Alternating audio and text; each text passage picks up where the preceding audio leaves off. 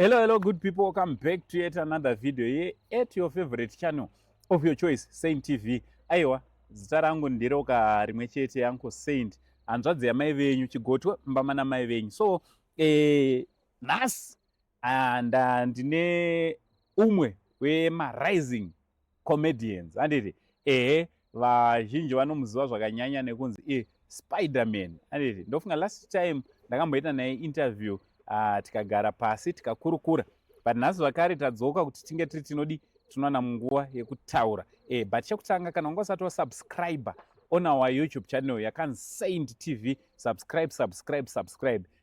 Zvakare, go and follow us on our Facebook page yakanzi Saint TV. Pa TikTok it's Uncle Saint. So kumwe kwese it's Saint TV, but TikTok chete ndo yakanzi Uncle Saint.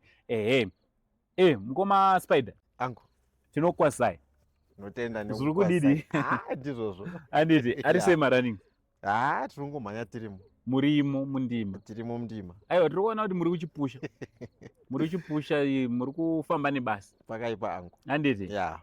Ari sei mabasa? Mabasa tirongobata handiti. Aiwa, tinozvitenda. Vanhu vako kuzivai, last time takamboita interview tichitaura kuti munombovani munoita nezvezvididi, but apa toda kuti timbotaura machallenges, toda kugara pamachallenges amuri kusangana nawo kana kuti amakasangana nawo so far muindustry. Why tiri kudaroka? Tiri kuona kuti tinova vanhu vechidiki vari kuda kuitawo zvamuri kuita zvemaskits, but pane zviri kuitika muindustry momo. Tinonzwa kuti pane zvinenge zvichiitika, pane kuisirana gokora kunenge kuchiitika. Mambosanganawo nazvo here? Zvinosangana nemunhu wese. Zvinosangana nemunhu wese. Yeah. Ende imimi muchisangana nazvo ndezvipi zvamungati makasangana nezvakadai? Togonosataura mazita, but zvamakasangana nazvo, bad experience twamasangana natwo, ende munotukunda sei? Alright. For now rege ntange ndataura ma-challenges acho, then ndozotaura kuti ndiri kumakunda sei oro ndakamakunda sei. Alright.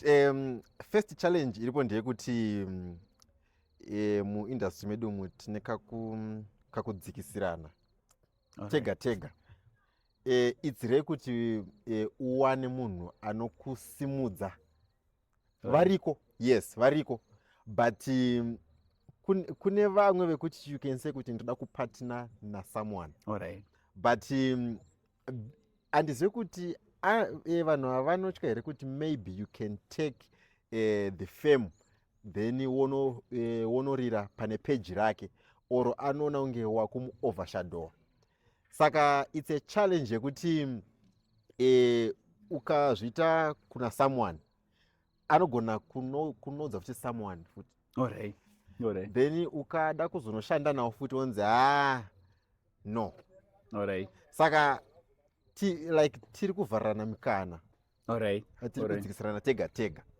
Then another challenge ndeyekuti saka pakudzikisirana, I think pada kuti munatsojekesa ipapo kuti pakudzikisirana munotoudzwa here kutonzi wangu apa kana kuti action speaks louder?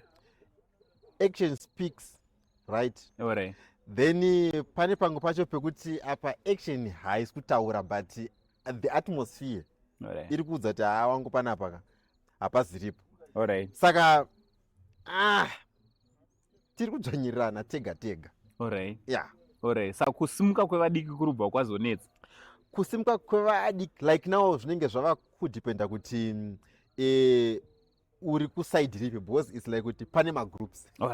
Ngatimbotaura nyaya yemagroups, because ndakadiscover kuti uri kuona kuti panyaya yetimu rinoita zveacting, even maartist, kune timu ratine tichitoziva kutoti timu iri handiti. Timu iri, alright, ndogona kupa example yewandowirirana yangu anoti Mama V. Mama V ane vake vanhu, though achizoekta nevanhu vese, but ane crew rake raanoekta naro, the likes of anachiwa naruka, though crew yake, timu yake muzhinji ndeyekupi, ndeyekumaNicaland. Anozobatana ake nevamwe, but mostly ndio timu yake. Kozoto group, kune group ora kuti tikada kucheka kuti kuna ana comic elder. vanenge vachiwiriranawo nana Freds, vanowiriranawo nana anonzani nana Hatperi, ndo kakuruwo kavo. Imimiwo kenyu kane nana Slick Pastor nanani vamwe taurai venyu vamofamba nawo. ini ndangu kanofamba nemunhu wese, ndofamba nemunhu wese. Satya taura zvako kuti unofamba nanani. Vanhu vakadenika vakandiona oro vanondiona pana Slick Pastor, but I can collaborate with anyone like the likes of Nyari, iye Freds ndakatomboita something naye, Comic Elder ndakatomboita something naye. Uriko futi ikoko? Inini like angoka like inini andisarudze. I can work with anyone. All right. Yeah, anytime. All right. All right. So uri kuti kudini nyaya yezvima groups? All right. Is it helping or it's dividing people? Kune vari kubenefita, it's helping. All right. But kune vamwe vari kuda mikana iyoyo, mawani. All right. Mawani. Because zvemagrupu izvi izvi zviri kungosimudza like vanhu vashoma ivavo, right? And someone anotopisa otopera but ari mugroup iro. Yeah. But kuna someone ari behind wekuti tikamisa on the spotlight anosimuka, but hazvikwanisike because anonzi iwe ndiwani, like wauya nani. Saka like now nyaya iri pangu ndeyekuti uri kuzivani. All right. Uri kuzivani on this group. All right. Saka like vanongopromotana papi ipapo pamagroups iyayo. Iwewe manje wekunze ukada kuya wanzi buditsa mari, apo wewe ukutotsvaga uchi mari, utori na mari, then wanzi buditsa kana 3 wire, apo wewe ukutapira $50. Senyaya iyoyo senyaya iyoyo yekuti kana uchida kucollaborate, is it true kuti zim comedians if you would like to like uchida kucollaborate now, you have to pay them? I have heard so. Kune vakamboya vachiti vada kushanda neni. All right. So vakauya Spider tida kushandawo newe, ndikati okay. Vahombere kana kuti vadiki? Both vahombe nevadiki. Pane vahombe but vatidzikirei. All right. Vahombe vakapera. Vahombe vakapera. Saka anouya oti shamari ndida kushandawo newe. Then I'm someone wekuti ndinongoti okay fine, let's work as long content yako isina zvinyadzi or isingandzikise pasi. Right. It's fine, let's work. All right. Saka munhu ndopa anozoti all right, imari angopa nemari panooneka kuti yeah apa even ndikadoti 5 wire inobuda. But ini ndiri someone wekuti I believe in collaboration. All right. Because mangwana ndini. Saka munhu antoya oti let's just work. Oti komari ndoti no. Then oti ningwe wani akutotaurwa zita remunhu. Mazita otonzi ningwe akati under 350. Yey. Apo uri kutosimukawo. Saka zvinhu zvekuti zviri kuuraya industry yedu. Mukada kuona kuna Nigeria angu. Kune ma big names, but they collaborate. Yes. Right. Kuna Mark Angel, kuna Brain Jota, kuna Mr. Macaroni. They collaborate. Right. There is power in collaboration, but maybe greediness or kuda kuita zvemacounts zvezvi. Yeah. Brotherhood. Exactly. Muno mune brotherhood. Iri kutoitwa yakawandira muno. Itorimo. Itorimo, saka ndo zviri kuraya industry yedu izvozvo. Fanike zvemagroups angu. Vari kubenefita, yes it's fine. But kune vari kuzasuku angu. Zvakaomera. Hey. Yeah. So iwewe wazvikunda sei? Because tiri kuona kuti kana uri kubhadhara wakabhadhara unongotiudza kuti ndizomirawo nana Slick Pastor pane kamutengo kandobhadhusa pamanthi pega ndofanira kupota ndichidi. Because tikusasa kuti Spider of course wakasimuka ndire, but those guys they now have big following yakakura. Exactly. they've made vakagadza mazita. And this is Spider. Of course he's rising, act up nepapo nepapo. Urubhadhara mari kunani kuti umire nawo mazita mahombe. Mazita right for now. Ndiri kutaura kuti the likes of ana Nyari nana Slick Past. All right.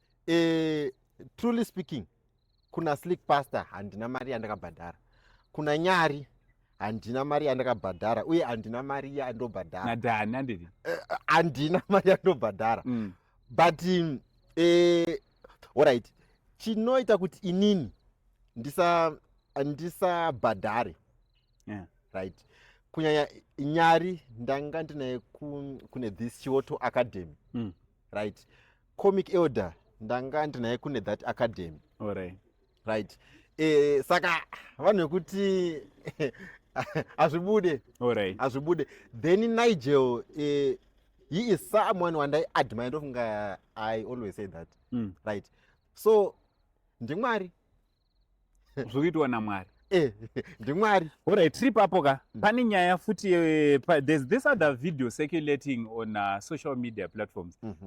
These are the ndichazoti aita nani but Dan Grego akaita imwe interview achitaura achiti in his own words akati comic elder vakasimuka vari vese. He even used to sponsor zvese zvakanga zvichiitika. But ozonezi comic elder is haachanyanyo batana nevamwe. What's your comment on that? Because I understand that you have worked with both both sides. Yeah, again bhisait. Otonatsobvisira it. Anatsobvisa nhasi ndiri kutoda. Vanhu mama jaira kuti munoya kuna anko ndichingova soft. Ndiri kuda kumboibvunzawo mibvunzo iyoyo. Iyi nyaya yamandiudza inyowani. Hauna kuinzwa? Handakuinzwa, ndatoinzwira panapa. But my comment regarding this issue, because ndikati I don't have a comment futi, munoti why usina comment. Aiwa, comment unofanira kuiwana. So inini greediness. Alright. Greediness, makaro. Alright. Because ango panapa tinogona kutonovhima panapa tobata nyati. Alright. Like 3-2. Mutemo unoti let's say 50-50. Alright. But ini ndogona kungoti ango ndoda kunotora salt ndzoka panapa gumba apana. Alright. Zvatotanga. Saka pese pane mari pane problem. Alright. Ango pakangoita mari chete inini like now I believe kuti sema artist fanike kune ava vari kumusoro ivava vamataura. Right. Management yakakosha. Alright. Management yakakosha zvokuti iwe unongoziva kuti panapa uringofonerwa kunzi shamari paita advert endawo go and shoot then you come back. Right. Mari dzinenge dzapiwa manager. Kana paita problem vanhu wonai manager. Because muri mega ka ndo panozotanga zvekutsingana. Yeah, but tiri kutaura kuti zvoni timu rinenge richiti pekutanga panganenge pasina need yamanager. Because hatisati taona zvinhu hapana mari hapana zvekuiti. And then fame boom inongoereka neavepo. Exactly. And then mafights atotanga. Mari. Kureva kuti pane mumwe anenge akufila kuti no uyu ndakamboitawo chakati but ozvinezvi ndeyave apa. Haachaitewo sezvandaita. Yeah. Maproblems anokonzwa nekuti ari kunyanyowana madhiri akawanda ndiani. Alright. Saka anowana madhiri stereki maybe andizi but maybe anofila pain kuti arambe achitsvaga madhiri achingobhadhara vanhu. Alright. Saka semunhu mukuru wega unongona kuti panapa ka zvinenge hazvinyatsoita zvakanaka. Alright. Let's part ways. But zvekuzosvika pakutara paruzhinji. But anyway, I know kuti munenge makashanda mese. Saka zvinhu zvekuti management yakakosha. Alright, oda ungosimba kuti ngapawe management yakakosha. Ukaona kuti zvinhu zvako zvane mari yakawanda mukati. ngapawe nemanagement munhu anomeka sure kuti finance dziri kufamba so because ango panapa tinogona kuwirirana tiri tu panapa bo zvekuti like ngapaite mari apo hatichatonzwa nani panoita muarabhu ivava vane mushona alright hatinzwa nani language hazichatopindira okureva tizonizve before money everything is okay but paane mari manje ango zvinhu izvi ndakatosangana nazvo fanike zvemari kune mari dzakatonyura nevanhu vatatowirirana navo alright yeah alright kutoti muchitoshanda mese muchitoshanda so and then pasika ndiani munhu yeye akakunyudza masita aiwa toda kuti vanhu vanoda kumiswa unoona kuti rega ndikudza kuti chimwe chinhu chinoita kuti zvambe chiendere that same very same person anoramba achidaro kune vamwe and you know those are the people who need to be stopped alright and that habit I'm telling you pakashaiwa munhu anoita stand up to what they believe that habit will continue yeah that habit will continue ipapo I understand angu right asi inini nyaya yangu rega nditaure sezvizvi then mozokomenta right maybe now those people vanhu vato kumusoro handizive vanhu vavari kushanda navo navo kuti zvakamira sei but inini I believe kuti that time I was young and ndaionekwa kunge like ndisingafaniri kunge ndiri pamamonya ipapo alright wakanomira pamamonya ndakanomira pamamonya then bvananzi ako small ava vana vakutsvagechi right saka zvinhu zvekuti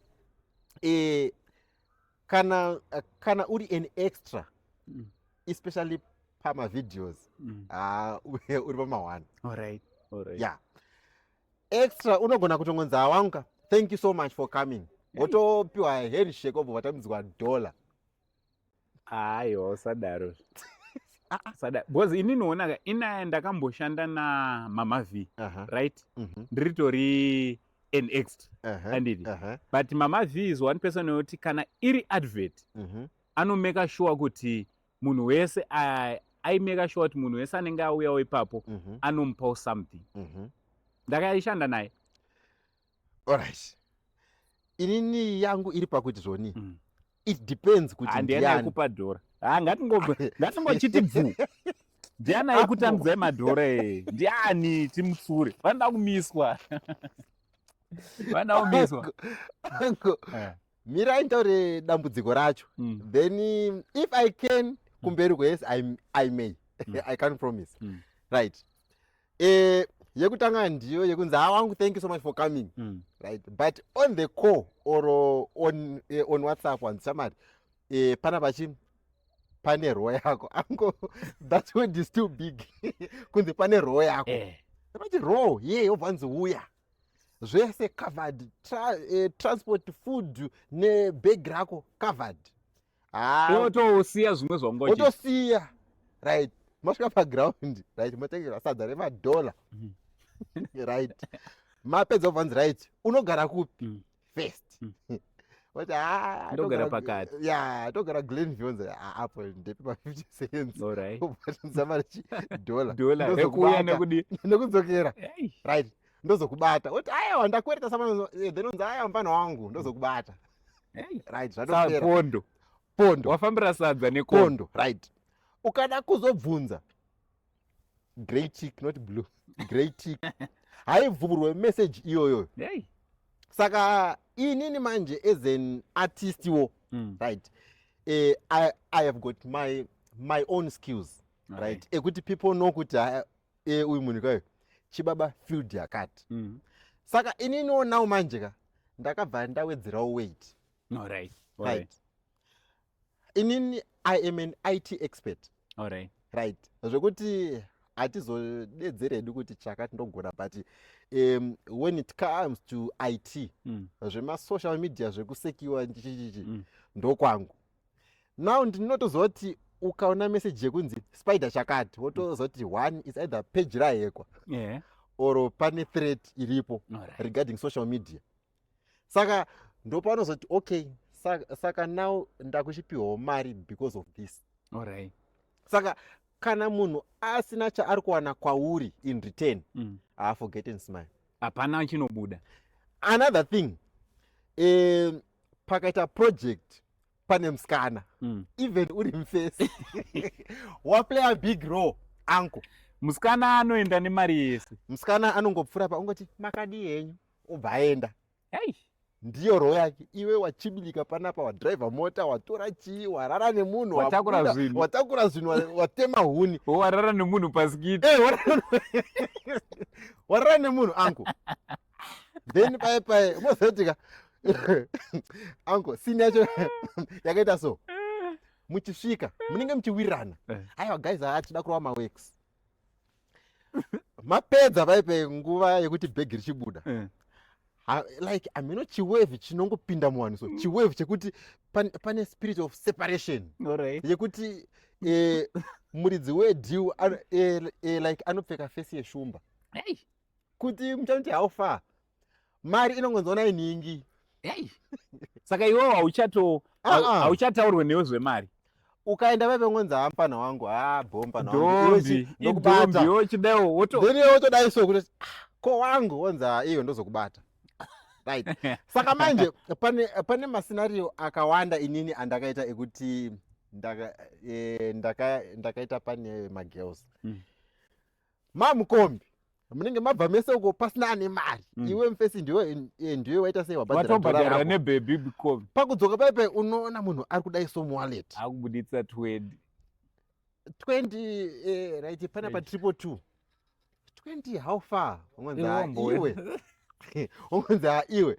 Saka zvinhu zvekuti next time ukazondidedza handiwi. Handiwi. Because musikana ari kubhadhara kanyange asina zvaaita. Pamwe wane zvimwe zvavanenge wakaimboitirana musimbi. Ngava right. Zvamakaitirana tisipo ka. It's fine. Ngaasauye apa. Tombozokavha ipo pai. Manje azviite because ini panapa nichabatikana. Nichabatikana. But chitiudza ndiani munhu ari akakuisira gokora nenzira yemvura. Aine yatondibhowa nyaya iyo. Ndiani aye? Ari kuzvinzwa. Anotanga nani? Ndizotaura ukangoti anotaura na saint here kana kuti. Atanga na eo. It's okay.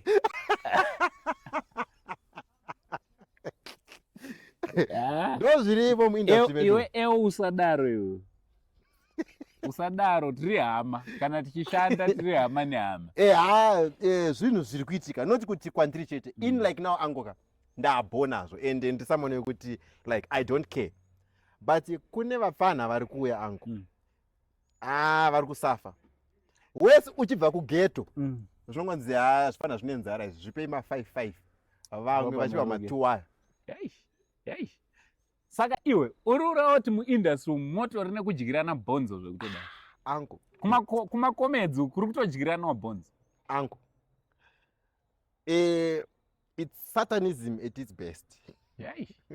That's a strong word. Yeah. That's a very... Yeah, because aripo angoka mfana akatochema akati ndakatobhadhara 50. Ango mfana yemuchimuona. Mega umunoti why? Akatobhadhara mari. Abvanza mfana ndokuisa pane chi? Pachini. Nakana kutombooneka. Akangobuda pachiomberwa maoko. Akangobuda kuombera maoko. That's it akanzi mfana watoficha vanhu kutokuziva. But manje because munhu akudedzaka munhu ane zita. Saka ndikoti hamukoma zvaita. Ndiani munhu ngatitaure mazvi. All right, let's stop this nditi. Let's end here. Next time ndoda kuti uye angosenda ndichangouya nichitaura dzakapfava panapa. Ndakuda ma-real issues affecting our industry. Unoona? Because some other people, they need to be stopped. If you really want to help someone, you should do it with a good intention and heart. Which is what munhu ndoda kumubatsira. Not kuti you just want to use someone. It's bad. Cheap labor. Cheap labor iriko kumakome. And hauna chauno-complain. Kushandira food. I'm disappointed. Anyway, thank you very much for coming. Thank you so much for being part of this show. So guys, what do you think about what is what Spider-Man, and this Spider-Man is a comedian. Ndofunga ari kutaura machallenges avari kusangana nawo kumakomedzi kwamuri kuona kwavanenge vakaita magroup ndozvavari kusangana nazvo zvakaita sezvizvi. What do you think about machallenges awa, and makambonzwawo api machallenges akada kufanana neawa? Can you really confirm kuti zvaari kutaura this is what is happening? Ngatinyorei comment section. Aiwa, pekumubata unobatika panonzi chii? Spider-Man ZW. Zvega Spider-Man wekuZimbabwe ZW. Yeah, ndiye Spider-Man wekuZimbabwe. So from Uncle Saint, Spider-Man ZW for now, it's much love and God bless. Thank you.